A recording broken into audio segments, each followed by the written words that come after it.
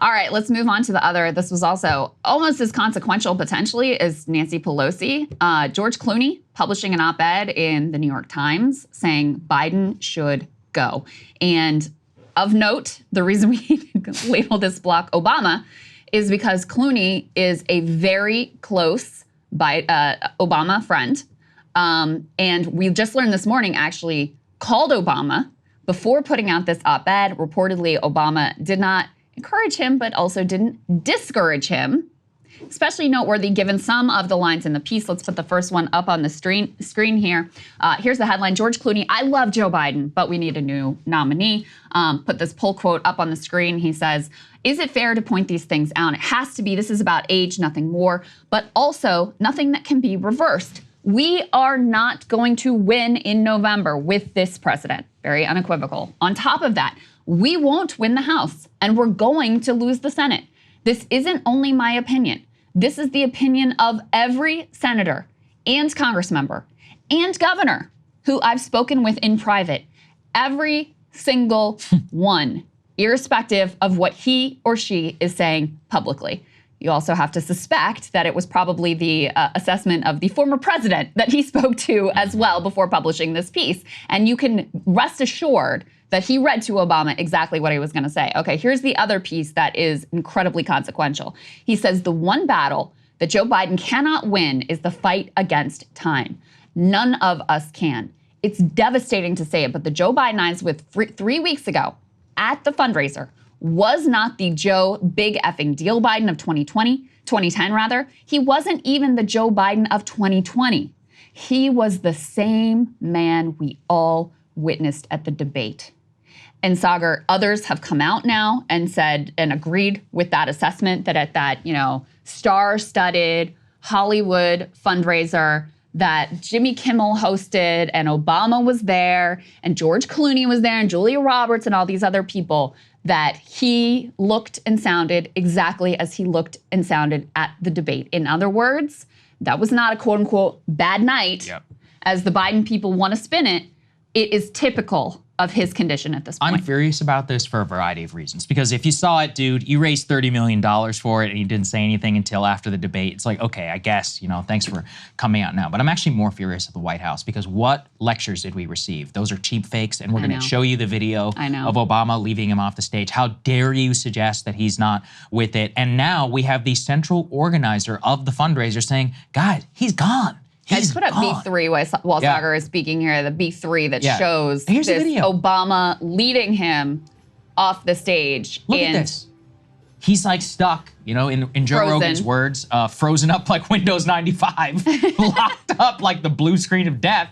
And Obama's like, here we go, Joe. Now, again, I don't want to be unkind, but how many of us have an old person in our lives who we have had to do something similar to? And I think that's also why I trust the American people more than the press corps and everybody else who can fool themselves, is because we're all like, hey, I've seen it before. It's sad. But, this guy's the freaking president. And that behavior, I recognize it. I recognize it just like anybody else. You're not going to deny my eyes and ears for what I can see very clearly before you. But the hilarious part is the response from the Biden campaign now, where they're basically saying, what they're calling George Clooney like Sleepy George. Yeah. So their insinuation is that actually Biden has much more vigor and vitality than George Clooney, which, to the point you've been making about how the press corps is not buying this bullshit anymore. Just take a listen to Jake Tapper's reaction. This is B2, guys. Go ahead and run it. In response to those comments from George Clooney, Jake, a campaign official who attended that Los Angeles fundraiser tells me that George Clooney left 3 hours before the president. So clearly, the gloves are off. Jake? But what does that mean, that George Clooney left 3 hours? What's the point? The point of that is to suggest that Biden's stamina is better than Clooney's, and Clooney didn't have, eyes on the entire event. That's the response to the Clooney op-ed. Okay. You're like, Sleepy George only showed up for 3 hours early and took a picture. It's like, dude. Because he had better things to do than be with first of all, probably had boring ass event. Second, he had a conversation with you. That we know that. There's a picture of it, quite literally, of you guys talking. I will say one of the other mega donors at the event was like, actually, he was totally with it, whenever. Sure. It's like, yeah, all right, sure man, sure. I don't know. I mean, what we do know is that this is an Obama concerted effort because we have multiple other people connected to Barack Obama who are also now saying the same thing. Yeah, so from the beginning, okay, so you'll recall, immediately after the debate, Obama comes out and says like, oh, we can all have a bad night. Right. We haven't heard a word from that man since that. And there has always been this sort of schism between the Biden people and the Obama people, in the sense that like Biden's got a chip on his shoulder about being condescended to by the Obama intellectuals. So there's some history there that's worth noting. But Clooney, very closely Obama tied. We get confirmation this morning that he ran this by Obama before. And also remember, Obama is the reason that Biden is the president anyway, because he's the one who helped to orchestrate behind the scenes, Pete and all these people dropping out so that Biden could ultimately defeat Bernie Sanders. So he's continues to be an incredibly consequential, obviously very popular figure within the Democratic Party. So George Clooney is a close associate. David Axelrod, close friend, longtime strategist, has been out for a while. Immediately after the debate is basically saying we got to do something else. And then famously at this point, the Pod Save Bros, who are all Obama guys and still very connected in that world, have been some of the most aggressive online pushers for we got to do something else. Both Jon Favreau, who is a Pod Save Bro, and David Axelrod joined CNN to make this case recently. Let's take a listen to that. No, I think what's hurting Joe Biden right now is not only the debate performance, but the response to the debate performance, in that he has been unable to articulate a coherent and compelling argument against Donald Trump, who I believe represents an existential threat to our democracy. And the debate did not, voters had concerns about Joe Biden's age and fitness for the job long before the debate. An overwhelming majority of voters did, and the debate amplified those concerns in a way that was very visceral for voters to see. And so it's like, it really doesn't matter what I think, but I hope that the Biden campaign and that President Biden will just like listen to the voters, right? And the overwhelming majority of whom do not like Donald Trump, do not think Donald Trump is honest,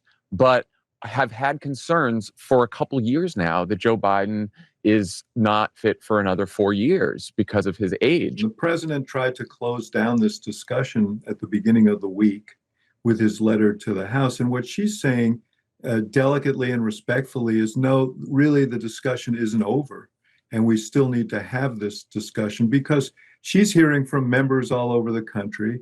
They all poll, they all talk to their constituents, and they're worried not just about the existential threat of Donald Trump becoming president again, but also the effect that it's going to have on all of their races. Yeah, so Axelrod talking there about Nancy Pelosi and why she made the comments she made of being like, he needs to make this decision, even though he's already claimed to make this decision. So them moving on, Biden, very noteworthy, again, close Obama associates. And then this morning, our producers flagged this. We actually haven't listened to this yet, so we'll listen to it live, but apparently on Morning Joe, they are getting word from Democrats behind the scenes that they believe Barack Obama is quietly working to orchestrate all of this. Let's take a listen to this. Let's say one thing that we do have to underline here, just so viewers can follow what's going on behind the scenes, is the Biden campaign and many Democratic officials do believe that Barack Obama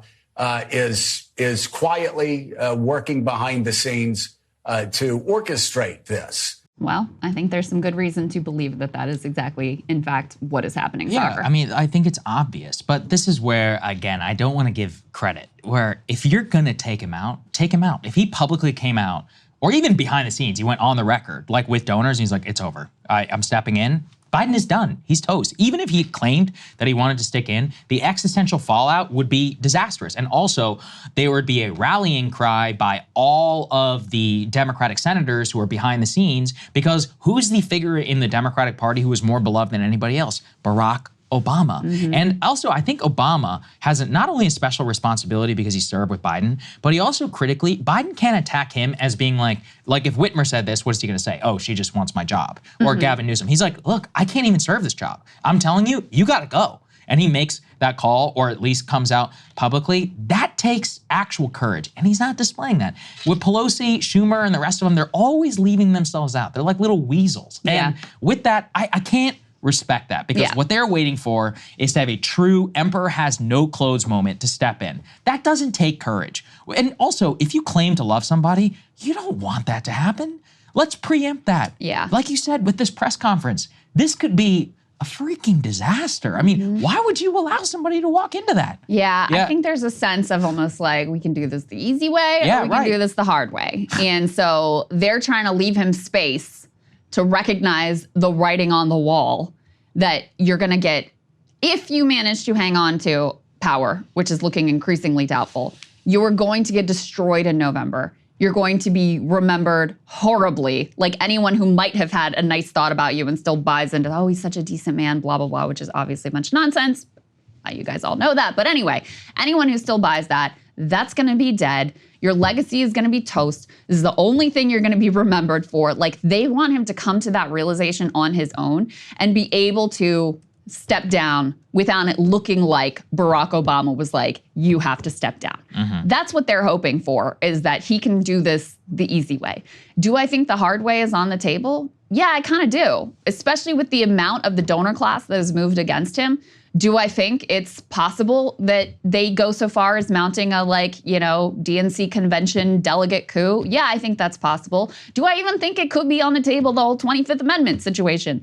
Yeah, I think that is theoretically possible. I pray for that possibility more than any other, because that's actually what I'm the worst worried about right now. Right, because this man is incapacitated today. Yeah, like today. And it's having a crisis now. Right, Yeah. and has had, I think, dire consequences in terms of our foreign policy, which is the area he clearly still has the most command over. I mean, this is why he's been so feckless and so evil with regards to Israel's war in Gaza. I mean, I think it's very clear that that's how we've ended up in this just horrific, unconscionable, devastating situation. So this man has the nuclear codes today, and we are highly doubtful that he can string two sentences together at a press conference this evening because it's past 4 p.m. And meanwhile, that's the reality. Look, I mean, here in Washington, Zelensky is right here, right now, giving speeches, begging for permission to strike Russian air bases inside of Russia. He wants to use our long-range weapons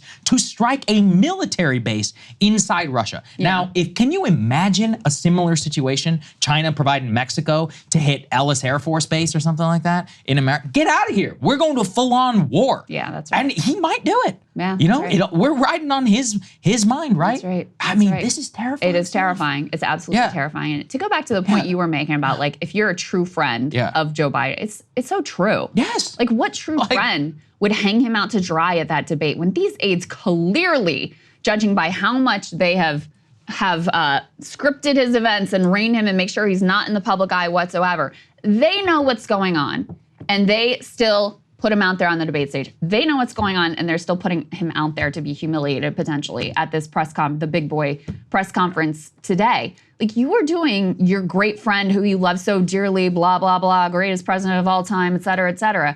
You are doing him absolutely no favors. There is actually a parallel with Israel, because people have been saying this as well. Like, Joe Biden, by being such a great friend to Israel, has done them no favors either, because this conduct of the war has been a disaster for that country. Like, sometimes being a good friend, if you really love the person, means telling them some hard truths. And especially at a time when he is really probably too addled to make great decisions or really understand the landscape himself. And instead, he's in this bubble. The Rochettis and Donalds of the world are keeping any negative information from him. He doesn't want to hear it. He reportedly gets irate at anyone who brings him any bad news. So he's surrounded with this very small circle of yes men and with his apparently villainous wife. And that's how he has really dug in. So, will all these Obama moves, will they ultimately amount to anything? We shall see. But I will say that the fact that they were not able to turn off the spigot when they tried so hard early in the week, that is probably the most significant development. And I don't know that there's anything he could do in this press conference that will quiet the concerns at this point, because once you see it, you can't unsee it, right? Once you are in the headspace of like, okay, this man has significantly declined, like this is a problem, then all the data points you had about his debate performance, about the way the fundraisers are scripted, about how inaccessible he is, how he does no interviews, he does no press conferences, he didn't do the Super Bowl interviews. Suddenly all of those things add up to a very clear conclusion. And once you've come to that conclusion, I don't think there's any there's no unseeing it, there's no walking back from it at this point. Yeah. Hey, if you like that video, hit the like button or leave a comment below. It really helps get the show to more people. And if you'd like to get the full show ad-free and in your inbox every morning, you can sign up at breakingpoints.com. That's right. Get the full show, help support the future of independent media at breakingpoints.com.